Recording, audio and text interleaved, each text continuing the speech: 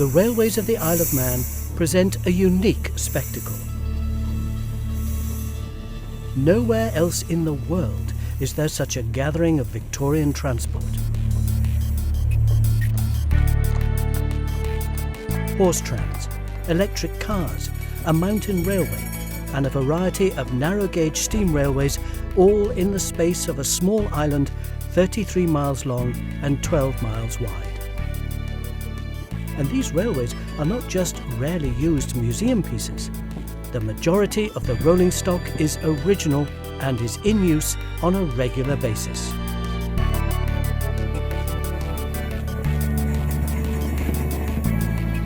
Every year, thousands come to visit the island and enjoy this remarkable heritage, as do the Manx people, who are justly proud of being the guardians of a collection of transport unique in the world.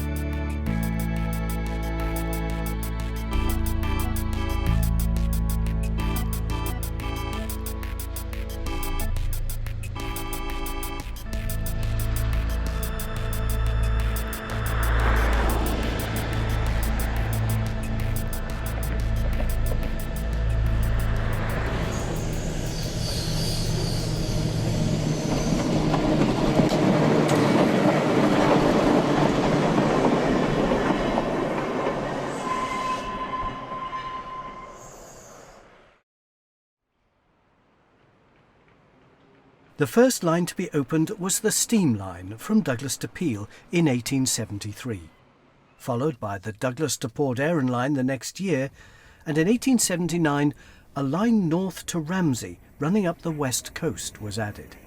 At one stage there was also a branch line to Foxdale in the middle of the island to serve its lead mines. Nowadays only a small part of the original system survives, the 15-mile stretch south from Douglas to Port Erin.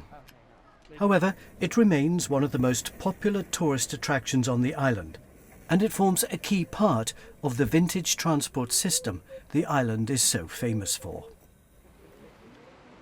As tourism to the island increased in late Victorian times, with as many as 350,000 people a year arriving in the 1890s, it was clear none of them could move from Douglas without railway travel of some kind. And even from its earliest years, the steam railway was carrying over 500,000 passengers a year. And in its heyday, Douglas Station would have seen up to 100 trains arriving and departing each day. The railway uses original rolling stock and locomotives, and these are an important feature of the line. All but one of the locomotives were built by the Bayer Peacock Company of Manchester between 1873 and 1926. There were 16 in all, though today only 4 are used in traffic, with another 3 awaiting repairs and refits. The engines are what's known as 240T, meaning that there are 2 unpowered leading wheels and 4 powered driving wheels. And it's a tank locomotive, with the water and fuel carried on board the engine itself, and not in a separate tender.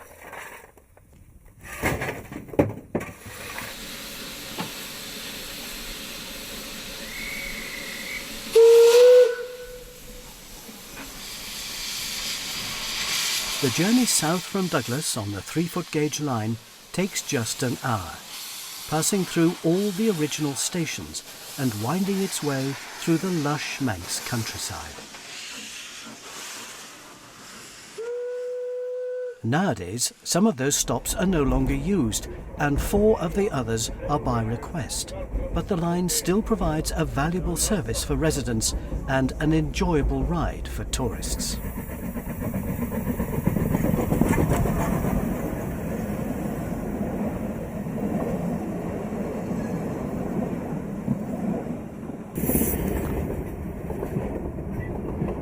The first view of the sea comes as the line climbs up to 200 feet and runs parallel with the Marine Drive at Kerriston, before turning inland again past Kroger House and through Santon.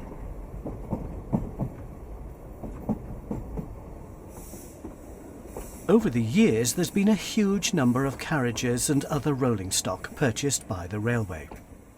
There were an original 75 carriages, along with cattle vans, fish wagons, ballast wagons, luggage vans, permanent way wagons and so on. An indication of the many uses the railway had, as it played a key part in the commercial and social life of the island.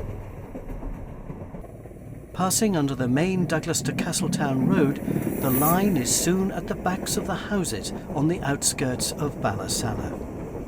The station here was a popular stop for visiting nearby Rushen Abbey and Silverdale Glen, and there were cattle docks and goods platforms here at one time.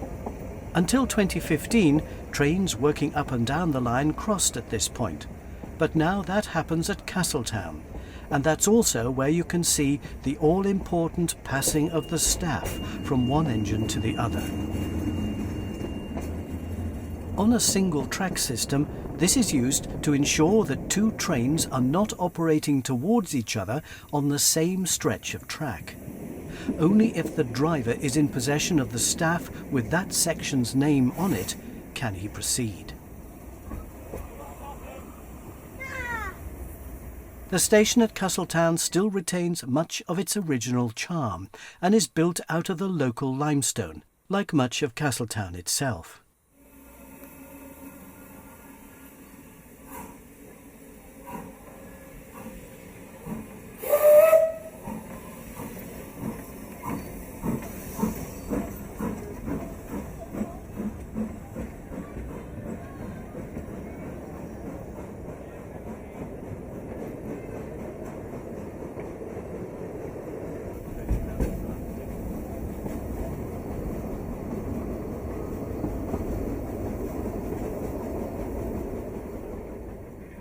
Passing along an embankment outside the station, the line goes through several smaller stations, some just request stops, before coming into Port St Mary.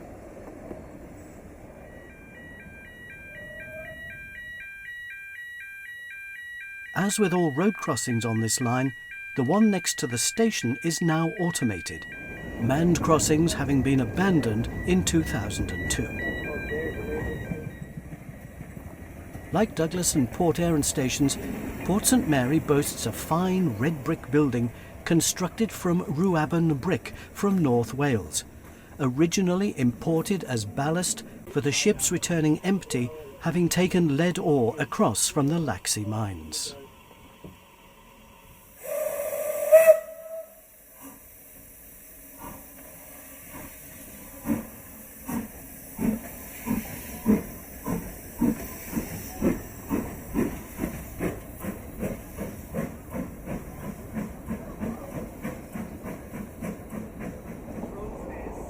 From Port St Mary, it's a short journey to the final stop on the line, Port Erin. The station here was built in 1909 and is undergoing some renovation, and it's a popular landmark in the village.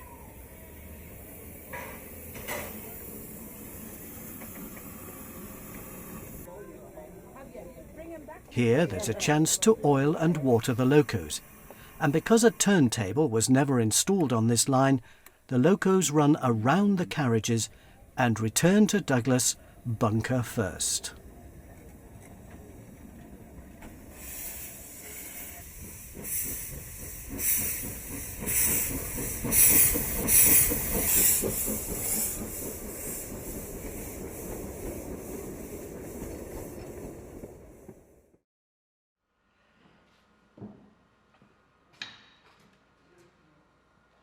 Back in Douglas, two of the world's most extraordinary vehicles are being prepared for a photo shoot.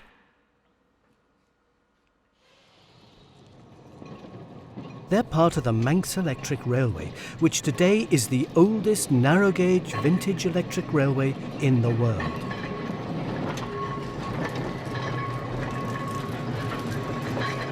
It's still using its original Victorian and Edwardian rolling stock. And this car and its sister car are the oldest working tramcars in the world. Today, cars 1 and 2, which date from the opening of the line in 1893, are being brought together to be photographed.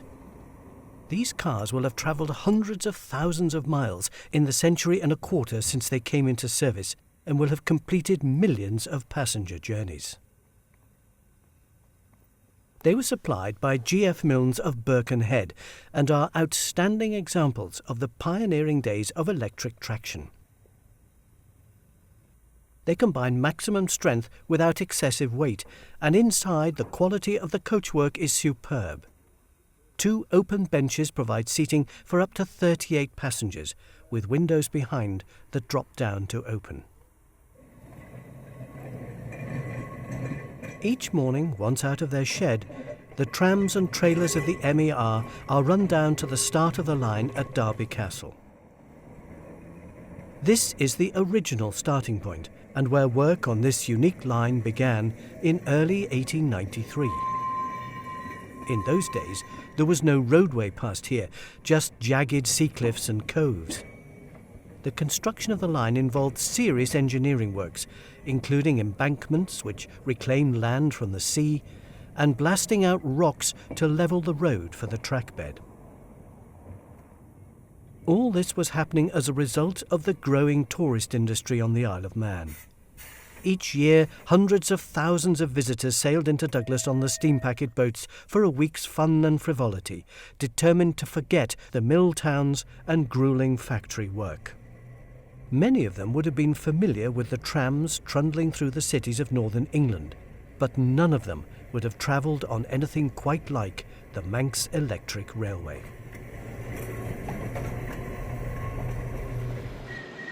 The tourist industry inspired countless schemes: theatres and music halls, the construction of hundreds of boarding houses, and the development of any number of novelties for the amusement of holidaymakers.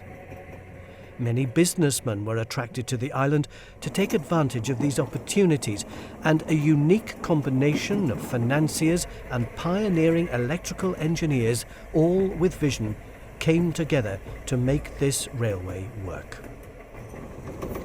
Nowadays, 125 years later, an amazing amount of the original rolling stock is still in existence, and throughout the season many of the cars and trailers can be seen running the tracks. There were no motor cars on the island when this railway opened, and the road crossings were merely marked with a sign, and many remain like that today.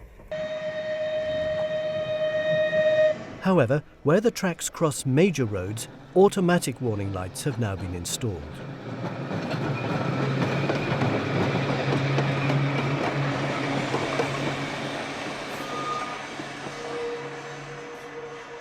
In its first year, the line only went as far as Groudle, 2.5 miles north of Douglas.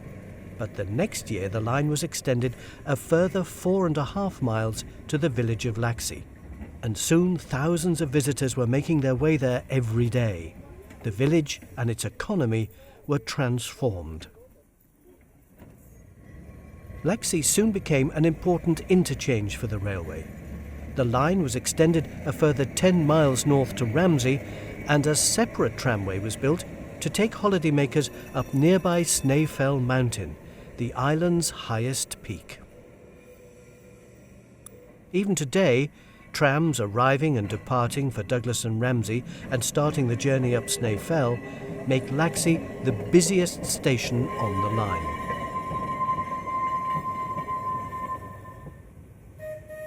Getting the trams into the station from Douglas had proved a technical challenge due to a huge ravine nearby. But this was merely an opportunity for the Victorian engineers to build a superb viaduct which spanned the valley and which was decorated with crenellations, an architectural feature popular on the Isle of Man. In the early years, the tramway had to generate its own electricity, but by 1934 it was able to take power from the island's newly established public supply, and its power stations were closed. However, the tramway used direct current, but the public supply on the island was using the more efficient alternating current. This meant that the supply had to be converted from AC to DC.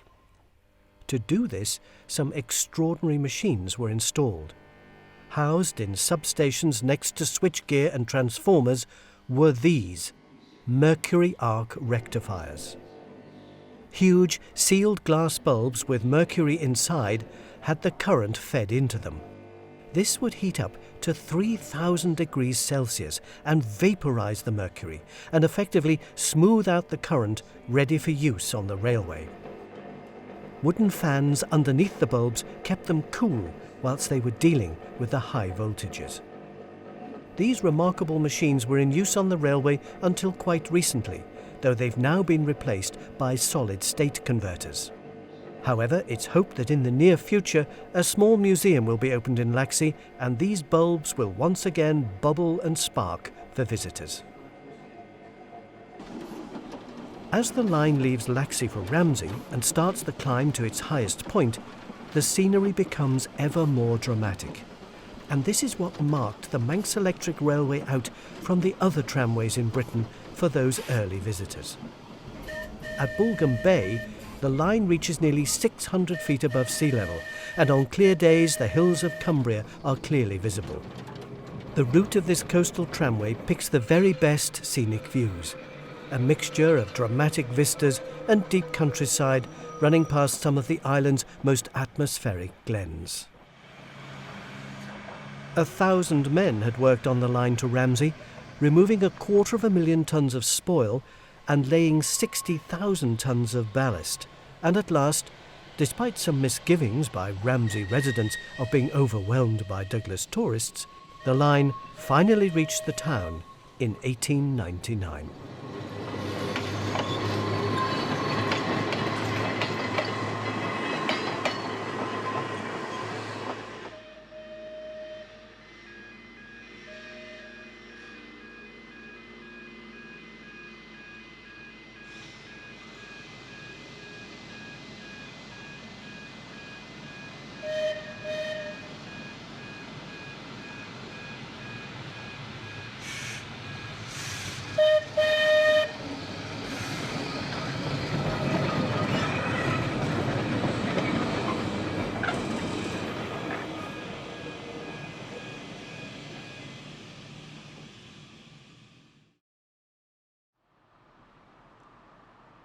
Hidden away in a building at the northern end of Douglas Promenade is a team of workers known and loved by thousands around the world.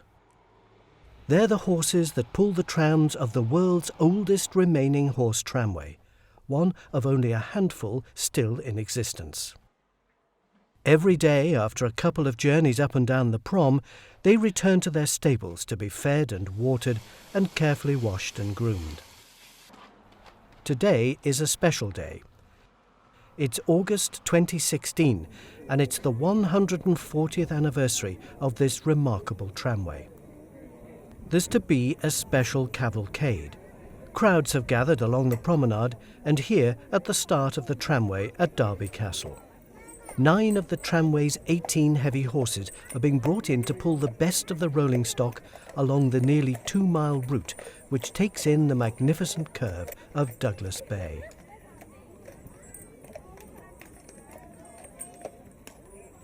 There'll be plenty of photo opportunities, and the first one is a line-up of the horses, all with their tails and manes carefully braided and decorated for the occasion.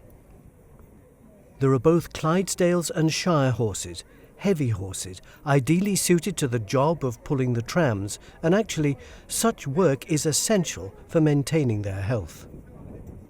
Seats will be at a premium today as the cavalcade starts, led by Tram 18, the only surviving double-decker in service. Following on is Tram Number One, a distinctive winter saloon, used during countless summers when rain threatened and the Pacamacs were out. This one dates from 1913 and replaced the original Number One from the tramway's first year in 1876. Number 44 follows. Dating from 1907, it's been the tram of choice for 4 royal visits, once being driven by the Duke of Edinburgh. Number 36, dating from 1896, followed by number 38, dating from 1902. Originally opened in 1876, the tramway was built by a retired engineer, Thomas Lightfoot, who'd come to the island with his wife and most of his 13 children for a quiet life. However, tramways were in his blood. He was a former railways inspector and had already built a successful horse tramway in Sheffield. When he retired to the island, the glorious sweep of the bay was irresistible, and he soon drew up plans and raised the finance to build the Douglas Bay Horse Tramway. From the start, it was a huge success, and by the 1930s, the fleet consisted of 46 cars and a stud of 135 horses. And in the year before war broke out, a record 2.75 million passengers made the journey along the Prom. The trams have run every year since 1876, except for the war years, when posts were fixed between the tracks to hold barbed wire fences for a series of internment camps for enemy aliens.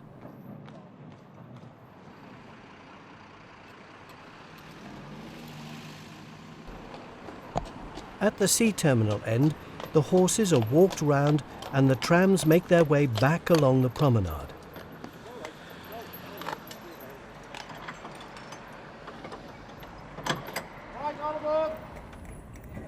And on this occasion, the horses rule the road as cars have to wait their turn to pass.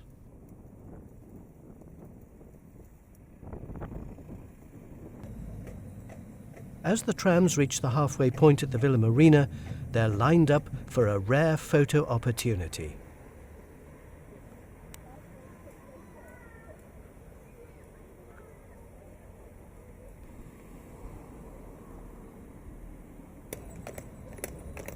Soon, they're on their way back again to the terminus at Derby Castle, and the end of a memorable day for a truly unique tramway, which forms a key part of the Isle of Man's transport heritage.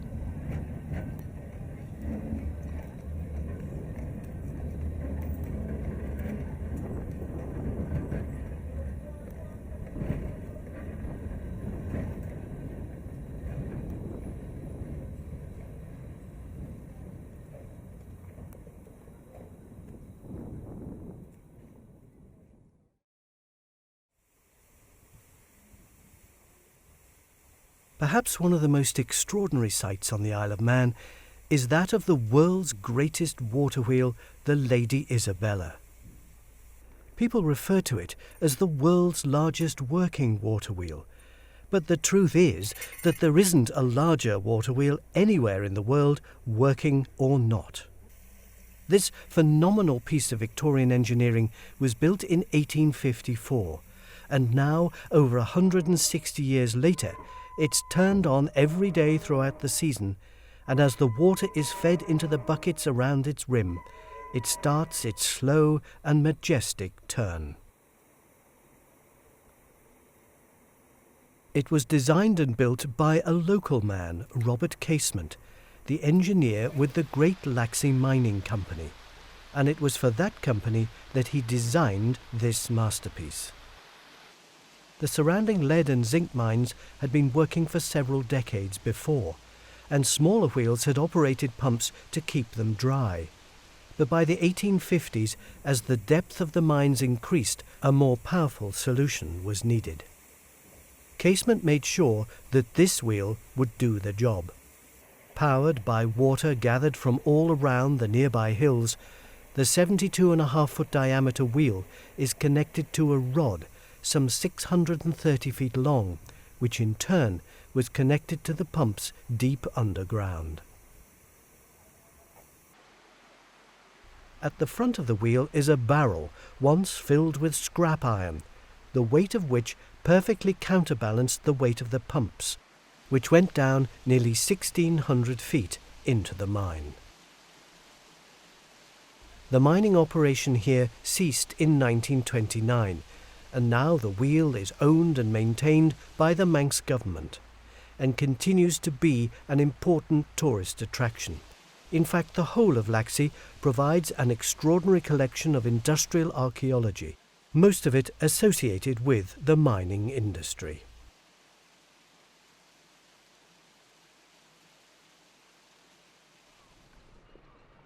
Whilst the wheel took the water from the depths of the Great Laxey mine, the ore was brought to the surface by a series of buckets which were tipped into trucks and brought out to the nearby washing floors. Today, this area has been landscaped as a public garden, though some of the mining remains are still visible. One of the water wheels has been reconstructed and, most importantly for transport enthusiasts, part of the original mines railway has been rebuilt and is now used to carry passengers on selected days throughout the year.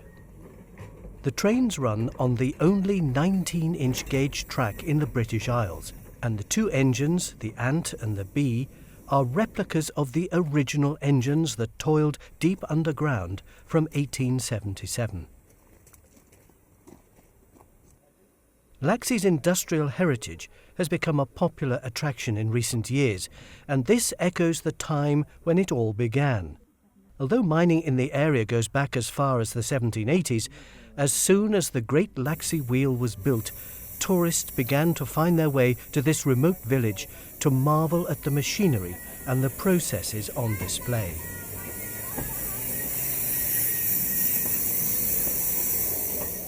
In the first years of this little railway, the ore tracks were pushed by hand. Eventually ponies were introduced, but as the mine expanded, the steam engines were brought in to cope with the increasing amounts of ore being brought to the surface. This mine produced huge amounts of lead, some silver, and more than half of all the zinc mined in Great Britain. The train runs through its original tunnel, the only railway tunnel on the island. Replica ore wagons are used on the line to show what it might have looked like. Nowadays, access to the mine is restricted to a few hardy souls with special underground training. But when the mines were working, the two steam trains would have gone in along the main adit, often running through the water that was being drained from deep below by the Laxey wheel.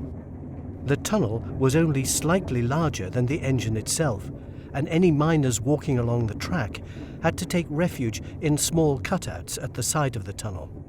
A boy, responsible for changing the points, shunting and tipping the wagons, rode in the last wagon of the train. It might sound like a dream for railway enthusiasts, but conditions underground were appalling, and the crews were dripping wet after the first trip into the mine. The shift was 8 hours long, and the first one started at 6 a.m. Modern-day tourists have an easy ride in comparison.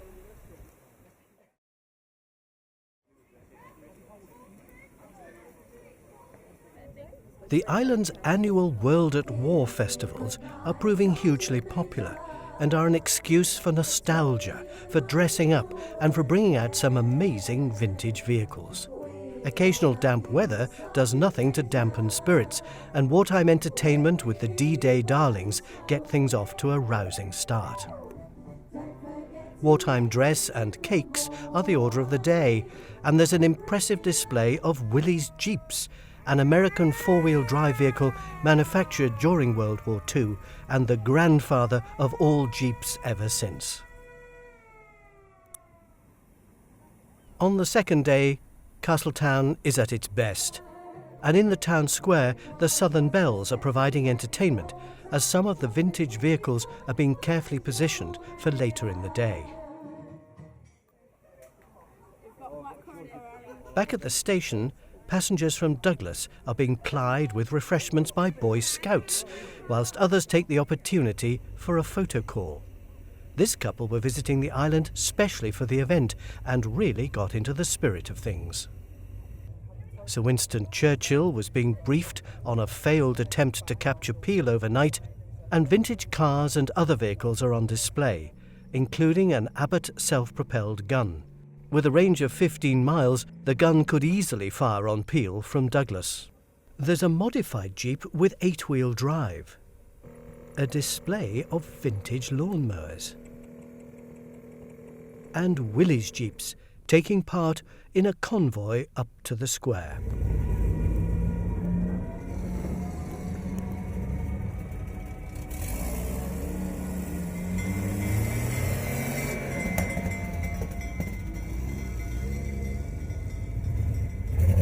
highlight of the day is seeing all these remarkable vehicles gathered together in the historic setting of Castletown Square.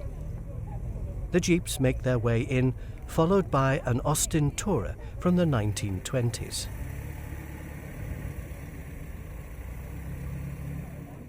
There's a Leyland PD2 bus dating from its first use on the island in 1949, along with a Ford Thames van and a Sentinel S4 steam wagon used by the Douglas Gas Company pre-war to bring coal from the supply ships in Douglas Harbour to the gasworks. Special air pumps leading from the engine were used to keep the pneumatic tyres inflated. The Fowler traction engine and the Abbott gun complete the roundup for a remarkable and successful day.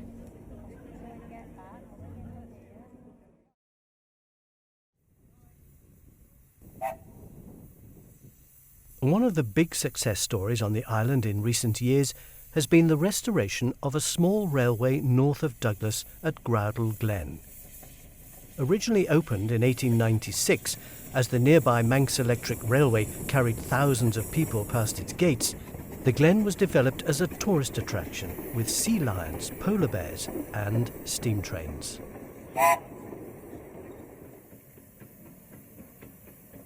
Today, one of the original steam engines, which left the island when the line closed in 1963, is visiting its former place of work. Polar Bear was purchased in 1905 and was the second steam engine bought by the Glen in response to its increasing success as a tourist destination. Sadly, it's no longer resident on the island. It's now looked after by the Amberley Museum Railway in West Sussex, who took it over and restored it after the line closed. But Polar Bear does make occasional visits back to the Glen, and this year she's in the company of several other engines.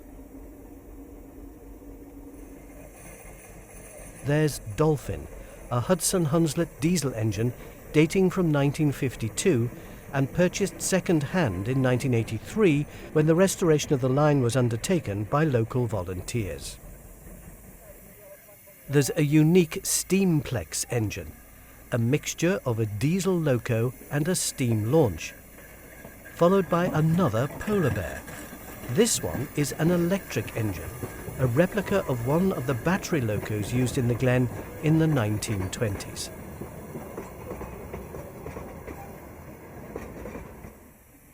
Also running today is Sea Lion. This steam engine is resident at Groudle and is in fact the original engine bought for the opening of the line in 1896. It spent some time in England after the closure, but has been fully restored and returned to the Glen. So today is particularly special because, with the visit of Polar Bear, the two original steam engines from over 110 years ago are once again running at Groudle.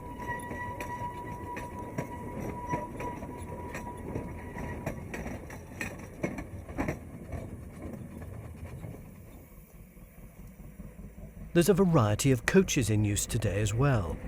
These ones were built in 2014 by a local company. But these coaches are rebuilt originals dating from 1896. The Groudle Glen Railway operates through the day on Sundays and in the evenings on Wednesdays throughout the summer, as well as staging special events at Christmas and Easter and other selected occasions. At the end of the 3/4-mile-long line, there's a cafe and, beyond that, the remains of the pens that once housed the polar bears and sea lions that were part of the original attractions in the Glen. Now restored and run entirely by volunteers, this 2-foot gauge railway has proved to be a key part of the Isle of Man's vintage railway offering.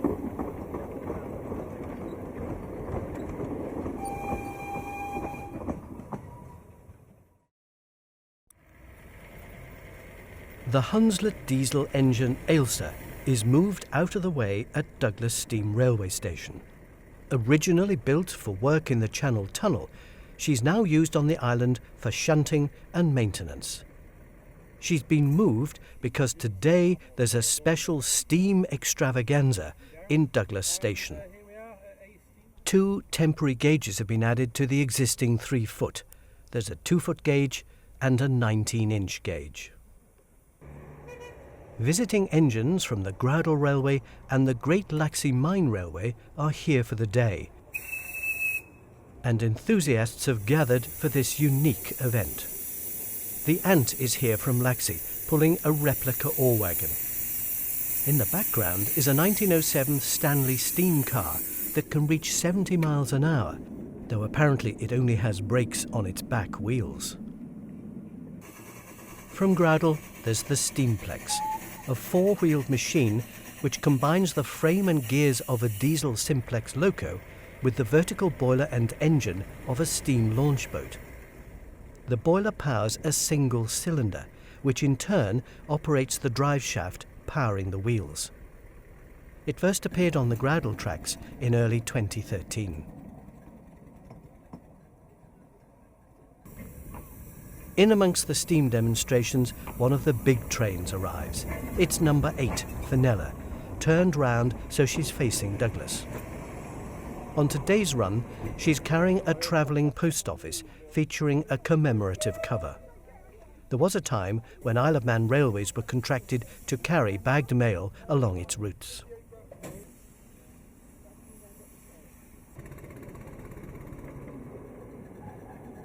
They're not officially racing, but the Steamplex and the Ant can't resist a little competitive run along their specially prepared tracks.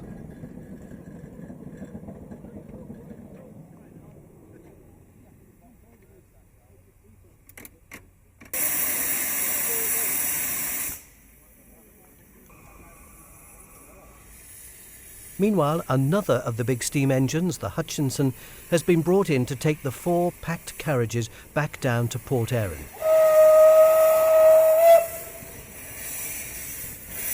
One of many spectacular photo opportunities over this weekend.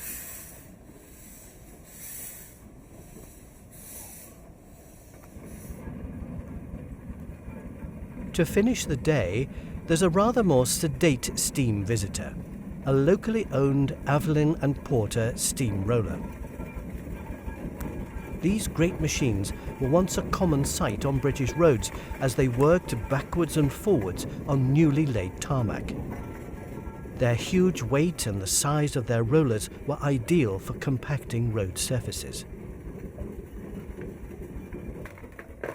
They were also known as road rollers, and the Avelin and Porter Company became the biggest manufacturer of these machines in the world.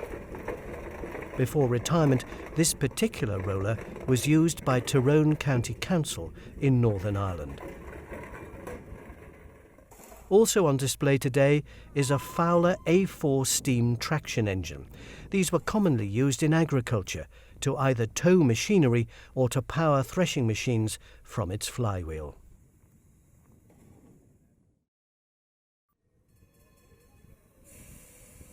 It's said that there was a Victorian scheme to run a railway up each of the highest points of England, Scotland, Wales, Northern Ireland and the Isle of Man.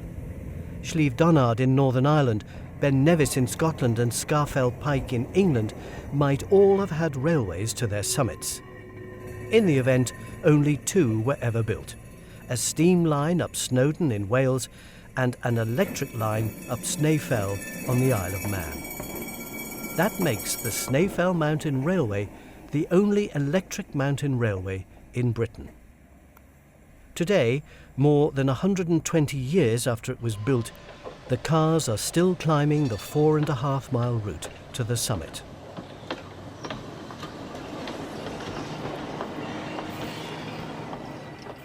No doubt the success of the nearby Manx Electric Railway made the choice of electric traction for the Snaefell line as opposed to steam the obvious one. And whereas Snowdon has to use a rack and pinion system to ensure safety on the steep gradients, electric traction is far more powerful, and the Snaefell cars fairly leap up the side of the mountain.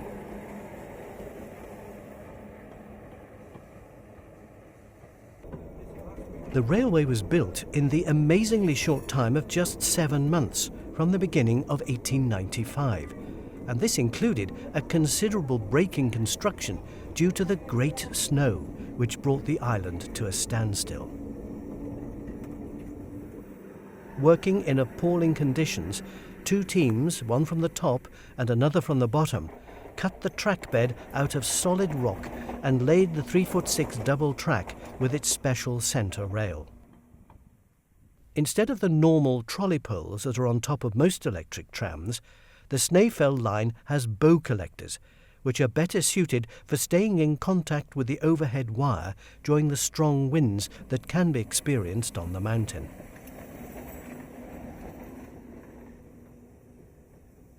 The centre rail serves a dual purpose. It's the track for horizontal guide wheels mounted on the bogies to help prevent derailments, and it's also the rail that was gripped by the calipers of the fell brake, which was the original system in use when the line opened. The shoes of the brakes usually needed replacing after every 6 or so round trips, but that problem has long gone. Nowadays, the braking system is supplied by rheostatic brakes, which use the electric power generated on board to slow the motors down, and these units can be seen fitted to the roofs of the cars.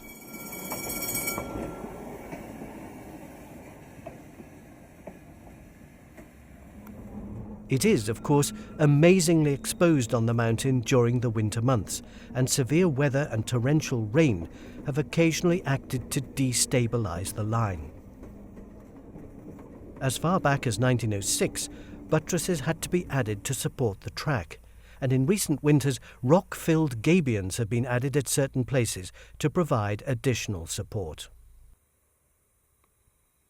The journey up takes the passengers along the side of the spectacular Laxey Valley, a perfect example of what geologists describe as a U-shaped valley scoured out by the slow-moving ice in the last ice age. More recent points of interest include the scars from the Snaefell mine, which went deep underground in the late 1800s to bring up zinc.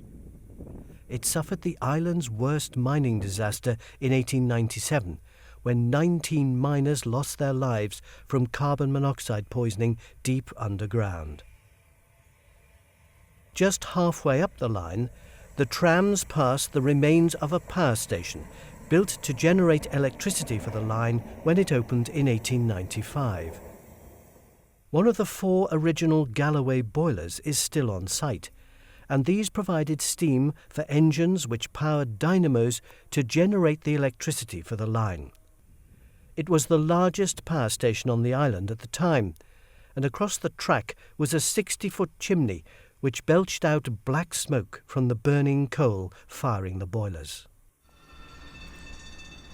Soon the line crosses the mountain road and the TT course, stopping at the bungalow station.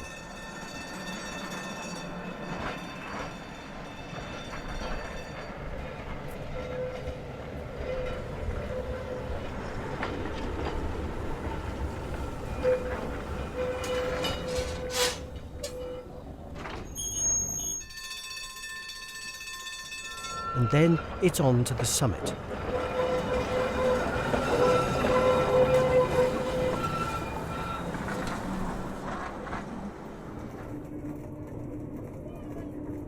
Below is the Sulby Reservoir, and rounding the shoulder of the mountain, Ramsey comes into view and the line of the northern hills.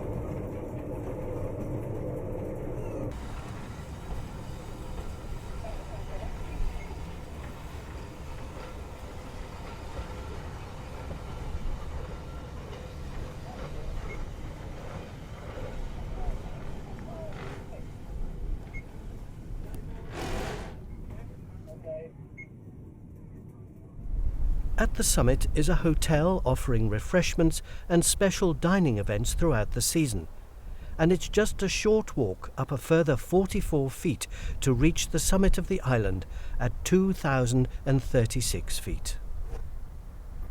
As part of the annual Island at War festivals, a crashed Spitfire has been recreated just below the summit.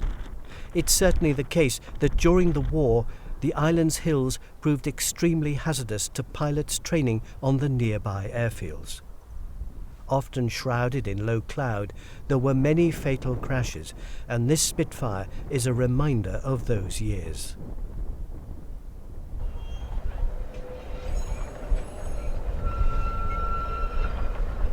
Before the journey down, the unusual single-bladed point is reset, and the car starts its descent.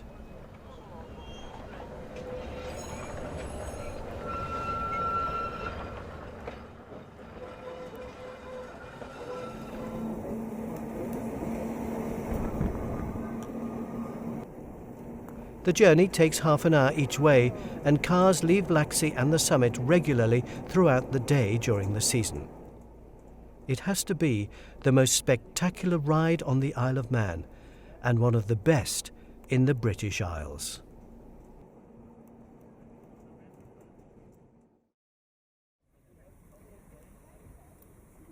Another special event is happening on Douglas Promenade using horsepower.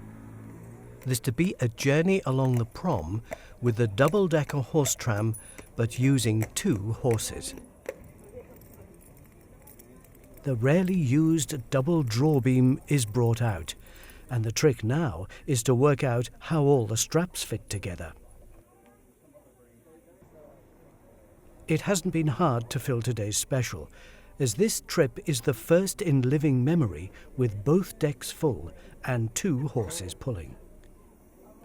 A photograph with the staff. But before they get out on the open road, the horses insist on stopping for one as well. After being gently coaxed back on track, the team start their historic journey along the promenade.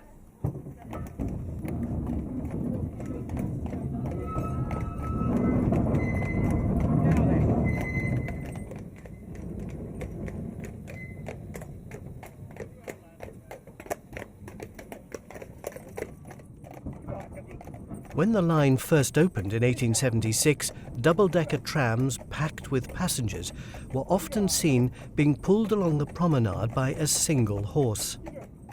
Public criticism of this soon persuaded the operators to use 2 horses, and indeed occasional strong headwinds made this essential. For many years, though, 1 horse has pulled the double-decker, but with only the upper deck occupied to lessen the load.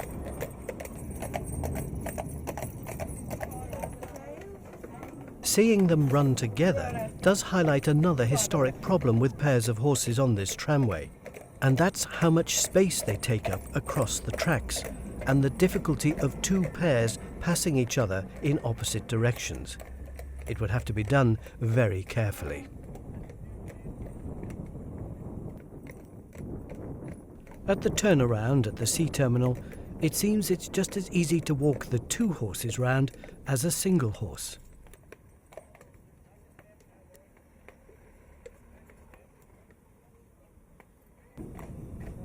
And it's not long before the tram is on its way back, though it's proved so popular a second unscheduled journey was fitted in.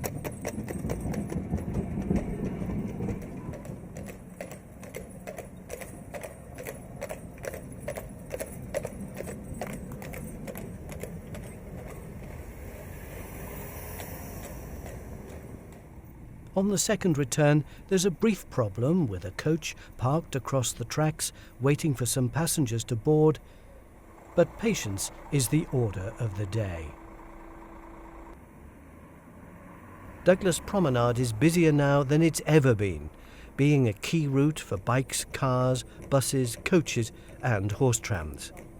It's very likely that its original builder, Thomas Lightfoot, would be delighted but probably very surprised that his tramway was still running along its original route 140 years after it first opened.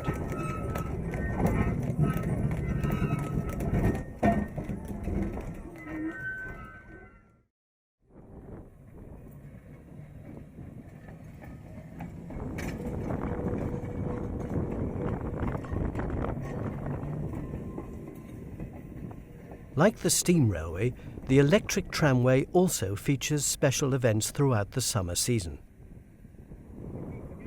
Today, Car 16 is being prepared for a special mail van run.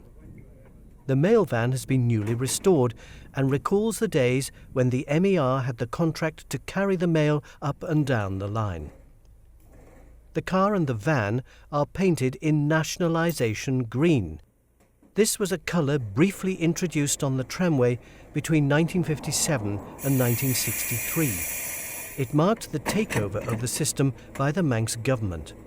However, the green proved to be unpopular and was abandoned after a few years, and now only selected items retain that colour. In a typical blend of old and new technology, passengers can still buy tickets for their journeys as they need them, but throughout all the island's transport systems, there's now a new and convenient go-card system, which allows for prepaid unlimited travel in various categories. Car 16 dates from 1898 and was originally ordered to service the line's extension into Ramsey. The open-sided style with crossed benches proving particularly popular on summer days.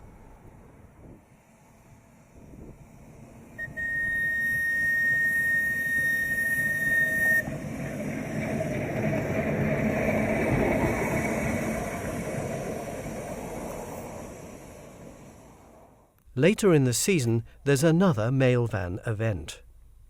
Up until 1975, the MER had the contract for emptying the line-side mailboxes between Ramsey and Douglas, and one of the actual vans used for that is being brought out for tonight's special run. The origins of the mail service go back to 1894, and by 1903, MER conductors were recognised as auxiliary postmen, and timed collections from line-side boxes had already begun, as well as the transport of mailbags along the line and from the summit of Snaith Fell, where a special frank was used for mail posted at the island's highest point.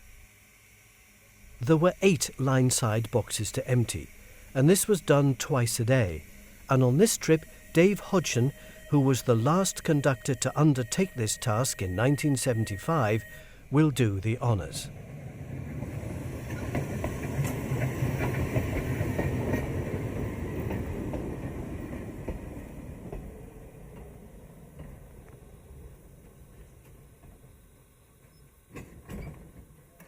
The first stop out of Ramsey with a box was Baladura.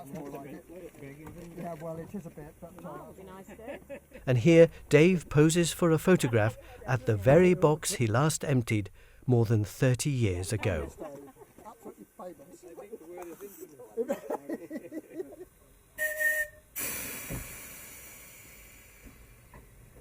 The four-wheeled van with end platforms that's being used tonight is number 4, dating from 1895, though rebuilt in 1993.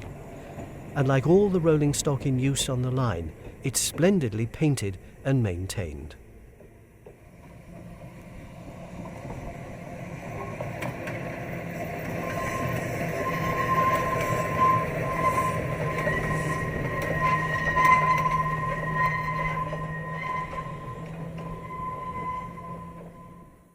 Another occasional event during the years is the running of number 9.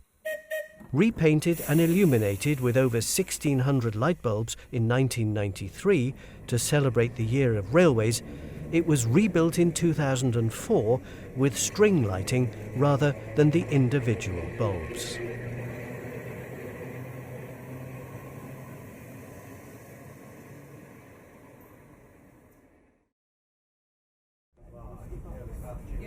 One of the great successes in recent years on the island's steam railway has been the restoration of the dining cars, and these are now in regular use throughout the year.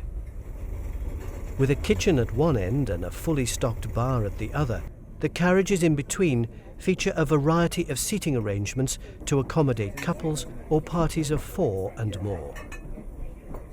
The coaches, which can seat up to 66 people, can be hired for private events, or you can enjoy the many scheduled trips, which include lunch or an evening meal, or a fully cooked breakfast served from a fireman's shovel.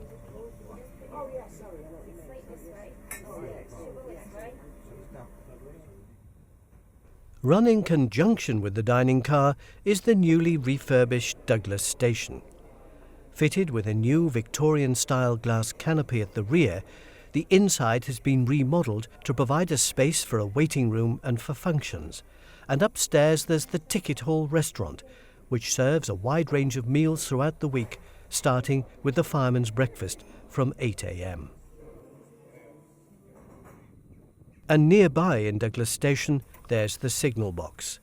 Built in 1892, it contains a 36-lever frame, which is unique in that the levers are of the drink handle type, in which the handle of the lever also serves as the catch handle to keep them in the position they're moved to.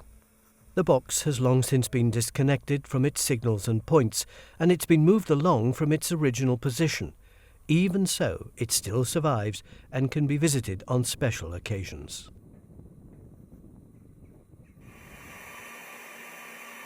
All the rolling stock for the steam and electric railways is maintained on the island. And over many years, a unique knowledge of the details and the idiosyncrasies of the stock has been built up and is now invaluable. On certain occasions, the workshops are open to the public, and you can visit the MER sheds and see work in progress. The workshop engine is used to power the overhead line shaft, which in turn drives various pieces of machinery.